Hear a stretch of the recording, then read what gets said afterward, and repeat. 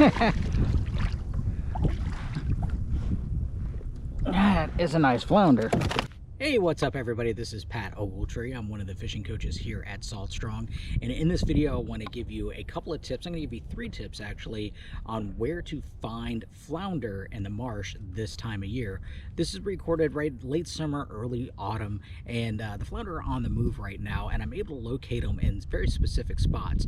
The first place I want to talk about is drains, and we're talking about drains that go from the marsh down into the main channels, the main canals, and those are excellent places to look for flounder. What they do is the flounder will go up into those marshes, and also other predatory fish like redfish will do this too.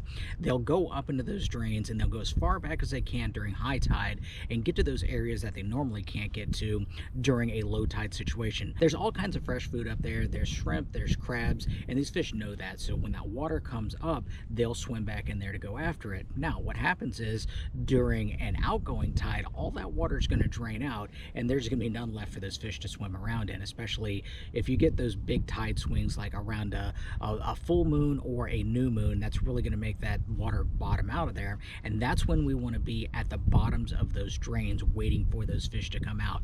Great times to fish for this is right at the last of the outgoing tide through slack and the beginning of the incoming tide. So what happens after, I'll say, halfway through the incoming tide, those drains are going to fill back up and the fish are going to push back up into those drains, and that cycle is going to repeat itself. So the best time to be there is right as that water bottoms out and those fish are at the base of the drains. Now, another place I've been finding these fish in these marsh systems is around oyster beds, and particularly around the slack side, the down current side of these oyster beds as the tide's moving in and out.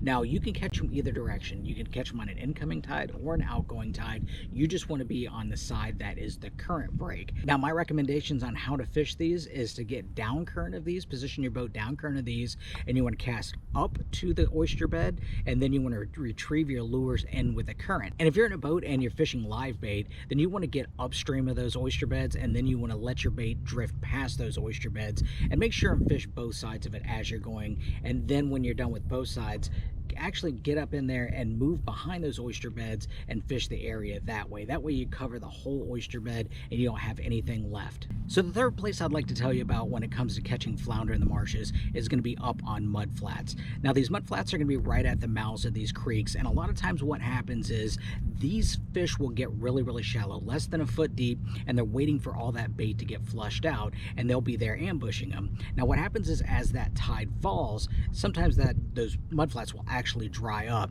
but the flounder's not going to go very far. All they're going to do is move off into that first drop off in the nearest deep water.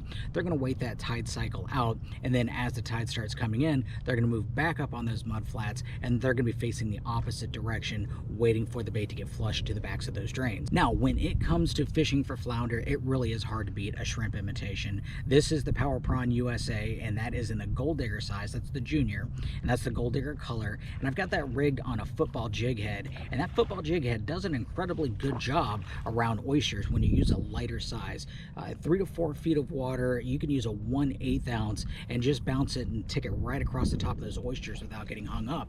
Now, if you use a heavier jig head like a 1/4 ounce, sometimes they'll get hung up, but when it comes to using a jig head, the football shape is the better and the lighter is a little bit better. Use the lightest weight that you can get away with. Now, another hook that you can use is the Haas Helix hook. I've got this one rigged on the Gold Digger 2.0.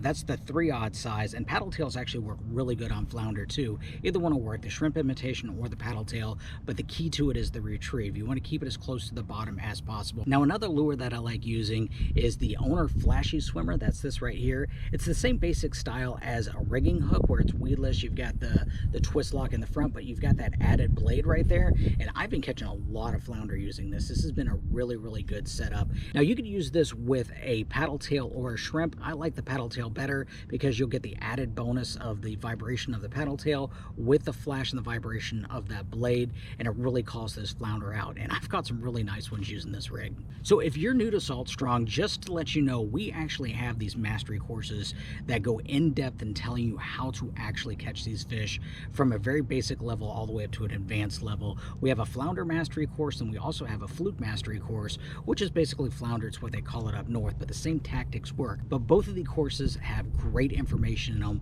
and it's something that you should check out if you're interested in upping your flounder game. So for all your tackle needs to put more flounder in the boat, go to fishstrong.com and check out the Haas football jig hook, the Haas Helix hook, and the Owner Flashy swimmer, along with the Power Prawn USA, and also our 2.0 series lines of baits. Those are really good choices for catching flounder. And as always, I appreciate you watching, and hopefully we can see you out on the water soon.